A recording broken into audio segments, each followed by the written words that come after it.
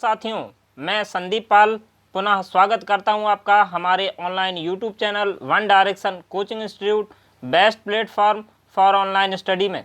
साथियों, आज का हमारा टॉपिक है संविधान के प्रमुख अनुच्छेद यानी important articles of our Indian constitutions.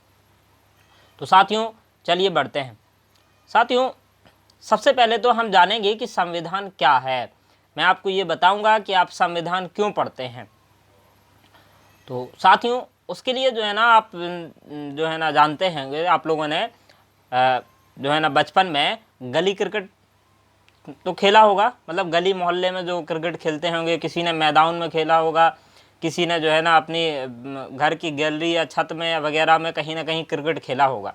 साथियों, उस समय की बातें याद करिए। उस समय जो है ना हम कुछ ना कुछ नियम बनाते थे, नियम कानून बनाते थे खेलने के लिए। जैसे one tip one hand out, direct घर के बाहर बॉल गई तो आउट, घर के यदि किसी शीशे पर या पड़ोसी के जो है ना शीशे पर कहीं भी लगने पर आउट। हम छोटे या भाई बहन को लुढ़कती हुई गेंद फेंकेंगे। यदि कोई नया व्यक्ति आता है तो उसे जो है ना ये सारे नियम हम बताते हैं। ये जो है ना सभी प्रकार के नियम हम बचपन में जब क्रिकेट खेलते थे तो उस समय जो है ना अप्लाई करते थे, है ना। बहुत सारे जो बच्चे होते थे वो तो कहते थे जो है ना कि मेरा बैट तो मैं 2 बार बैटिंग करूंगा, या मैं सबसे पहले बैटिंग करूंगा, मैं फील्डिंग नहीं करूंगा, है ना। जिसका बैट होता था वो लेकर के जो है ना भागने लगता था। तो आप उस समय के जो है ना टाइम पीरियड को याद करिए। सिमिलरली बिल्कुल इसी प्रकार ठीक हर देश को अपने आप को चलाने के लिए कुछ नियमों की आवश्यकता होती है। इन्हीं नियम कानून को यदि किसी किताब में लिख कर दे दिया जाए तो उसे ही हम संविधान कहते हैं। साथियों, आपको बताते चलें कि जो संविधान होता है वो 2 प्रकार का होता है, एक लिखित संविधान और एक आलिखित संविधान। अब ये लिखित संविधान और आलिखित संविधान क्या है इसे भी समझते हैं। साथियों, यदि किसी पुस्तक में सही एवं व्यवस्थित ढंग से लिखा हुआ जो संविधान होता है उसे ही हम लोग लिखित संविधान कहते हैं। फॉर एग्जाम्पल, जैसे आप कोई जो है ना मार्केट से कोई बुक खरीद करके लाए कोई सी भी, तो उसमें देखा होगा कि जो है ना उसमें हर चीज़ एकदम व्यवस्थित क्रम से चैप्टर 1, चैप्टर 2, चैप्टर 3 इस तरीके से जो है ना होती है। इसी को जो है ना हम लिखित संविधान कहते हैं। साथियों, जो वर्तमान में जो लिखित संविधान प्रचलित है वो जो है ना भारत, अमेरिका, जापान का ये जो संविधान है ये लिखित संविधान है। विश्व का पहला जो लिखित संविधान है वो फिलाडेल्फिया का है। फिलाडेल्फिया जो है ना यूएसए में पड़ता है, जहां पर उसका संविधान 1778 में लिखा गया था। खुद यूएसए का जो संविधान है वो 1789 में लिखा गया था। साथियों, इसी क्रम में जो है ना एशिया का पहला लिखित संविधान जापान का है, जो 1853-54 में लिखा जा चुका था। एवं जो सबसे बड़ा लिखित संविधान है वो भारत का संविधान माना जाता है। साथियों, ये आपके एग्जाम के पॉइंट ऑफ व्यू से कुछ इंपॉर्टेंट क्वेश्चंस हैं जो कि आपसे जो है ना पूछे जा सकते हैं कि विश्व का पहला लिखित संविधान कौन सा है, तो फिलाडेल्फिया। एशिया का पहला लिखित संविधान तो जापान, सबसे बड़ा लिखित संविधान तो भारत। इसी क्रम में हम पढ़ते हैं संविधान का दूसरा टाइप आलिखित संविधान। आखिर ये क्या है? साथियों, आलिखित संविधान ऐसा संविधान होता है जो लिखा तो जाता है। अब जो है ना आप लोग सोच रहे होंगे कि आलिखित, जब कोई चीज़ें जो है ना लिखी नहीं है तो फिर कैसे बाँचते हैं लोग बाग। बिल्कुल ये चीज़ें लिखी हुई हैं, लेकिन क्या है ये पन्नों पर लिखी हुई हैं और इनका कोई व्यवस्थित ढंग नहीं है। ब्रिटेन में क्या होता है, जो संविधान होता है वो बिल्कुल उसी तरीके से होता है जैसे हम लोगों की डॉक्यूमेंट की फाइल होती है। डॉक्यूमेंटों की फाइल में क्या होता है, हम लोग एक एक पन्ने में, जैसे हाई स्कूल की मार्कशीट है वो किसी अलग उसमें लगी होगी, इंटर की मार्कशीट किसी अलग उसमें लगी होगी, है ना। जरूरी तो नहीं है कि हम हाई स्कूल की पहले लगाएं, इंटर की जो है ना बाद में लगाएं, ऐसा कोई जरूरी क्रम तो नहीं है। आय, जात, निवास प्रमाण पत्र के जो डॉक्यूमेंट होते हैं वो हम कहीं भी किसी भी क्रम में जो है ना उनको लगा सकते हैं। तो इस तरीके से, और हमें जो है ना जिसकी ज़रूरत होती है, मान लो हमें कहीं पर आधार कार्ड की फ़ोटोकॉपी करानी है तो हमने उसमें से क्या किया, उस फाइल में से आधार कार्ड निकाला, जा करके अपनी फ़ोटोकॉपी करा लाए, फिर वापस वहीं रख दिया। तो इस क्रम में लिखा हुआ संविधान आपका आलिखित संविधान कहलाता है। ब्रिटेन में इसी तरीके का आलिखित संविधान है। आलिखित संविधान क्यों, ये तो जो है ना समझने का तरीका होगा। दूसरा तरीका आपको बताएं, आलिखित संविधान की जो परिभाषा मिलती है वो ये मिलती है कि परंपरागत एवं रूढ़िवादियों से चलता है जो संविधान है, जो परंपरागत एवं रूढ़िवादियों से चलता है, उसे भी आलिखित संविधान कहते हैं। फॉर एग्जाम्पल, जैसे जो है ना ब्रिटेन में मान लो पहले के समय में 1800 या 1700 ईस्वी के समय में मान लो किसी को जो है ना, किसी ने कुछ चोरी की और उसे जो है ना फांसी की सजा मिल गई, तो जो है ना आज भी वही सब चला आ रहा है। मतलब इस तरीके से आप समझ सकते हैं रूढ़िवादिता। दूसरे जो, तो ये जो है ना आपका आलिखित संविधान होता है। आलिखित संविधान में जो प्रचलित संविधान है वो आपका ब्रिटेन का संविधान माना जाता है। साथियों, उम्मीद करता हूँ आपको जो है ना जानकारी पसंद आई होगी। तो साथियों, बढ़ते हैं इसी क्रम में, जो है ना अब हमें पढ़ना है कि हमें संविधान में जो है ना देखते हैं कि हमें जो आज का जो वीडियो है इसमें हमें क्या क्या आप लोगों को पढ़ना है। तो मैं आप लोगों को बता दूं, हमें जो है ना संविधान में मेनली सबसे पहले प्रस्तावना को पढ़ना है। साथियों, प्रस्तावना का मैं एक पूरा वीडियो जो है ना बना करके आपके सामने लाऊंगा। यदि आपको जो है ना हमारे द्वारा दी गई ये जानकारी पसंद आई हो तो हमें ज़्यादा से ज़्यादा कमेंट बॉक्स में जो है ना कमेंट करें, ताकि मैं जल्दी से जल्दी आपको प्रस्तावना से संबंधित, प्रस्तावना जो है ना संविधान का बहुत ही अभिन्न अंग है। इस पर जो है ना कई सारे वाद हैं, जैसे एक केरल वाद है, गोलकनाथ वाद है। साथियों, ये सभी वाद जो है ना प्रस्तावना से रिलेटेड बहुत ही इंपॉर्टेंट है, बहुत ही महत्वपूर्ण और मल्टीपल टाइम्स एग्जाम्स में पूछे जाते हैं। तो प्रस्तावना का मैं जो है ना आपके सामने एक अलग से वीडियो बना करके लाऊंगा। साथियों, इसी क्रम में जो है ना संविधान का प्रस्तावना हो गया। प्रस्तावना के बाद जो है ना संविधान में जो भाग हैं वो 22 भाग हैं। वैसे वर्तमान में 25 भाग हो गए हैं संविधान में। 25 भाग कैसे, जैसे जो है ना किसी जैसे मान लो 22A बना दिया इन्होंने, 22A है, 24B बना दिया। तो इस तरीके से जो है ना संविधान में भागों की संख्या वर्तमान में 25 हो गई है। वैसे मूल जो भाग थे संविधान में वो 22 थे। साथियों, इसी क्रम में अगला आपका आता है अनुच्छेद यानी आर्टिकल। संविधान में जो मूल रूप से जो आर्टिकल बनाए गए थे वो 395 बनाए गए थे। वर्तमान में जो संविधान है उसमें 448 आर्टिकल हैं। साथियों, ये भी उसी क्रम से है, जैसे इन्होंने 448A, 395B, 300A, इस तरीके से ABCD में बांट दिया, तो वो जो है ना 448 हो गए। फिर अगला जो क्रम आता है वो आपका अनुसूचियों का। संविधान में मूल रूप से अनुसूचियों की संख्या 8 मानी जाती है। वर्तमान संविधान में अनुसूचियों की संख्या 12 है। फिर हम लोग पढ़ेंगे संशोधन। आवश्यकताओं के अनुसार जो है ना मूल संविधान में संशोधन या जो परिवर्तन जो किए गए उन्हें ही हम लोग संशोधन कहते हैं। समय समय पर जो है ना आवश्यकता अनुसार परिवर्तन किए जाते हैं, उन्हें ही हम लोग संवैधानिक संशोधन कहते हैं। तो साथियों, बढ़ते हैं अगले पॉइंट की ओर। साथियों, अगला पॉइंट क्या है, हमें जो है ना इस भाग में जो है मैं आपको बता दूं, इस वीडियो में जो है ना आपको संविधान के पूरे 22 भाग और उनके महत्वपूर्ण जो अनुच्छेद हैं उनके बारे में जो है ना हम चर्चा करते हैं। साथियों, यहाँ पर मैं आपको बता दूं, यहाँ पर जो रोमन में जो काउंटिंग लिखी हुई है इस तरीके से जो है ना 1 2, जो रोमन काउंटिंग लिखी हुई है ये संविधान के भाग हैं। और यहाँ पर जो है ना लिखा हुआ है अनुच्छेद 1 से 4, इस तरीके से यहाँ पर अनुच्छेद है, मतलब किस भाग में कौन कौन से अनुच्छेद का वर्णन है, उसमें क्या चीज़ है, इसके बारे में जो है ना इस वीडियो में बताया गया है। तो साथियों, आइए स्टार्ट करते हैं पुनः। साथियों, जो संविधान का जो भाग 1 है उसमें जो है ना संघ और उसका क्षेत्र यानी यूनियन एंड इट्स टेरिटरी का जो है ना वर्णन है वो मिलता है आपका अनुच्छेद 1 से 4। अगर आपसे पूछा जाए कि संघ और उसका क्षेत्र का वर्णन किस अनुच्छेद से है तो अनुच्छेद 1 से 4 तक जो है ना इसका वर्णन मिलता है। अब आते हैं संविधान के भाग 2 पर। संविधान के भाग 2 में है नागरिकता यानी सिटीजनशिप। नागरिकता जो है ना वो अनुच्छेद 5 से 11 तक वर्णित है। सुपर इंपॉर्टेंट है साथियों। आपको बता दूं कि जो चीज़ करंट के इशू में जुड़ जाए, इस समय जो है ना आपने देखा होगा कि NRC जो है ना वो काफ़ी और CEA काफ़ी चर्चा में रहा है, तो उस क्रम से जो है ना ये इसका संबंध नागरिकता से ही है। तो ये नागरिकता जो है ना सुपर इम्पोर्टेंट बन जाता है आपके पढ़ने के से, ये एग्जाम्स में अवश्य ही पूछा जाएगा। साथियों, इसी क्रम में बढ़ते हैं हम लोग संविधान के भाग 3 में। भाग 3 में है मौलिक अधिकार। मौलिक अधिकार का जो अनुच्छेद है वो है आपका 12 से 35, यानी कि जो फंडामेंटल राइट है उनका वर्णन संविधान के भाग 3 आर्टिकल 12 से 35 तक है।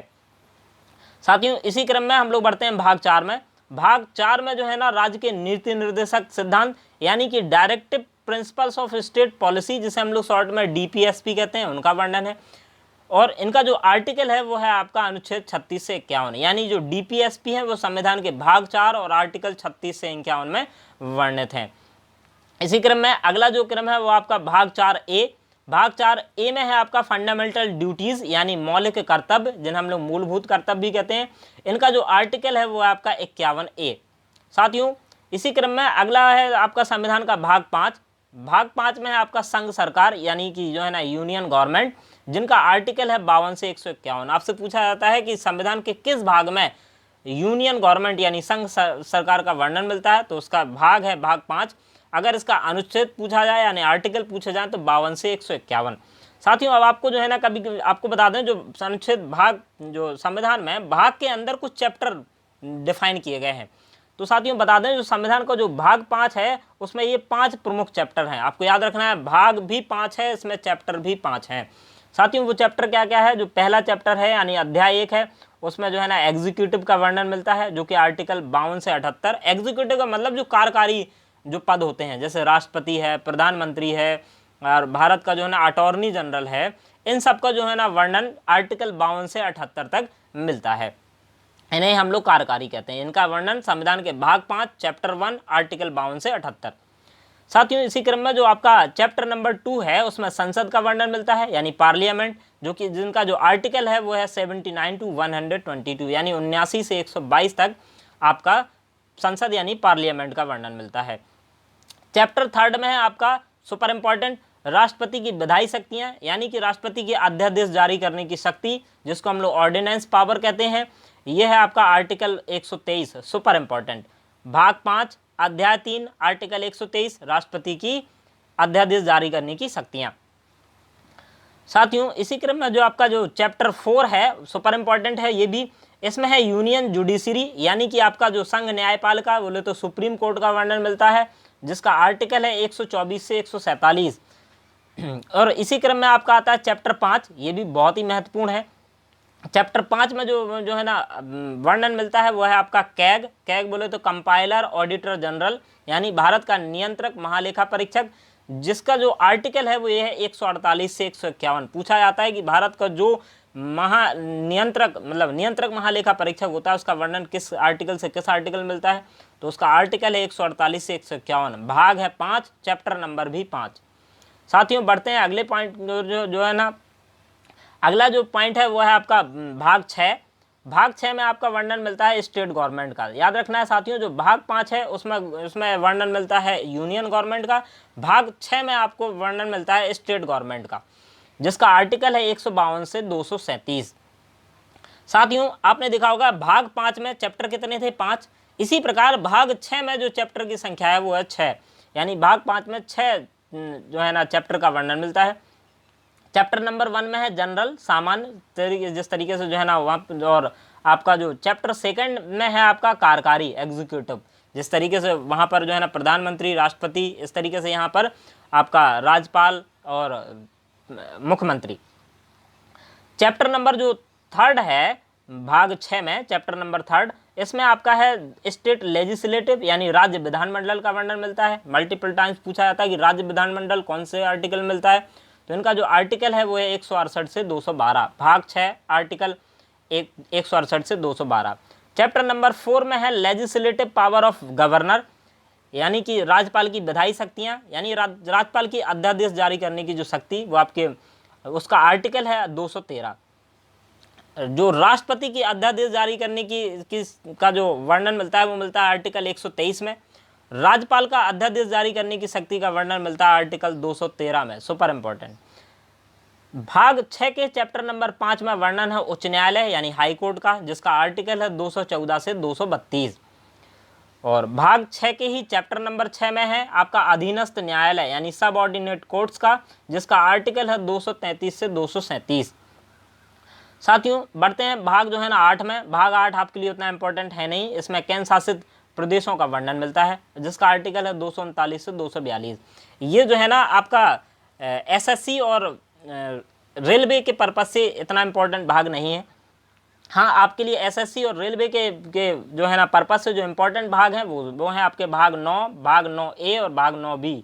सुपर इम्पोर्टेंट, ये आपको याद ही करने हैं। भाग 9 में जो वर्णन मिलता है वो मिलता है आपका पंचायत का। पंचायत का जो वर्णन है वो 243 से 243O तक है। सुपर इम्पोर्टेंट साथियों। 9A में जो है ना वो मिलता है आपका म्यूनसिपलिटीज़ का, वर्णन मिलता है, यानी नगर पालिका का वर्णन मिलता है। पूछा जाता है नगर पालिका का वर्णन किस भाग में मिलता है, तो संविधान के जो है ना भाग 9A में। आर्टिकल है इसका 243P से 243ZG तक।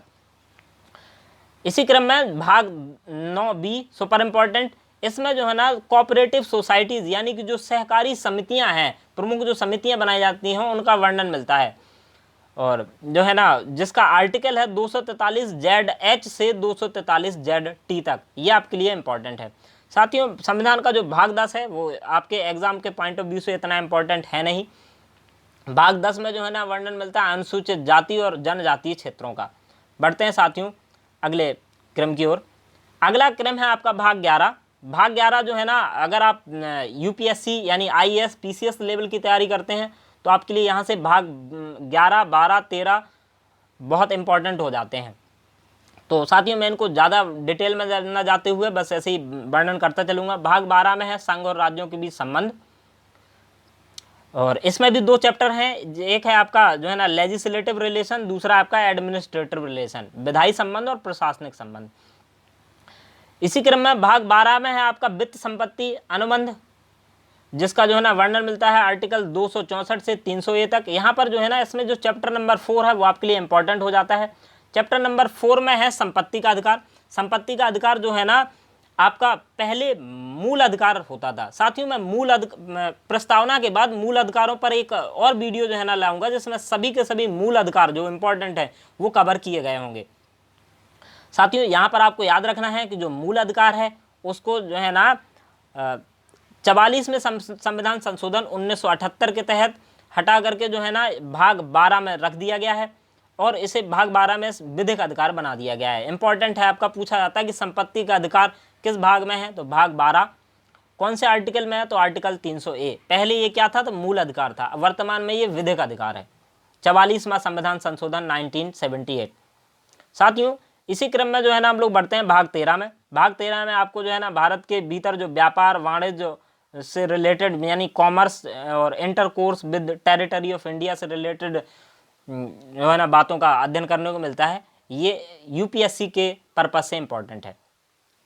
साथियों इसी क्रम में हम लोग बढ़ते हैं भाग 14 में। ये भी जो है ना यहाँ पर भी आपका भाग 14 भी एसएससी और रेलवे के पॉइंट ऑफ व्यू से इंपॉर्टेंट नहीं है, ये यूपीएससी के लेवल से है। इसमें जो है ना आपका आता है सर्विसेज और जो पब्लिक सर्विस कमीशंस का वर्णन मिलता है भाग 14 में, जिनका आर्टिकल है आपका जो सर्विसेज हैं उनका आर्टिकल है 308 से 314, और जो लोक सेवा आयोग है जिसे हम लोग पब्लिक सर्विस कमीशंस के नाम से जानते हैं उसका वर्णन मिलता है आर्टिकल 315 से 323 पर। यहाँ पर जो है ना आपका एक भाग 14A जोड़ा गया है। भाग 14A में ट्रिब्यूनल्स का वर्णन मिलता है। साथियों ट्रिब्यूनल्स क्या होती हैं, ट्रिब्यूनल्स जो होती हैं जैसे कि मान लो 2 कंपनियों के बीच विवाद हो जाए, मान लीजिए आपका पेटीएम और फोन पे के बीच विवाद हो गया, तो इनके बीच जो मध्यस्थता करते हैं वो ट्रिब्यूनल्स होते हैं।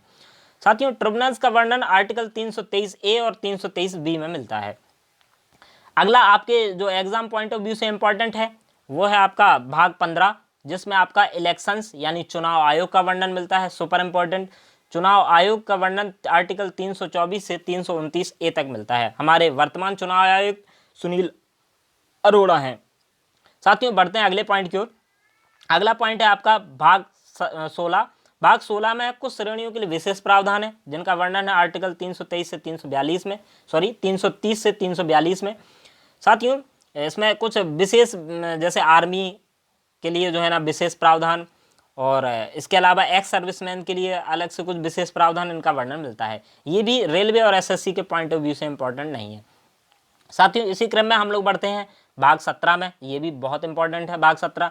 भाग 17 में जो है ना वर्णन मिलता है आधिकारिक भाषाओं का। पूछा जाता है कि जो भाषाओं का वर्णन कौन से भाग में मिलता है, तो साथियों इसका जो भाग है 17। इसके अलावा जो हमारी अनुसूची 8 है उसमें भी भाषाओं का वर्णन मिलता है।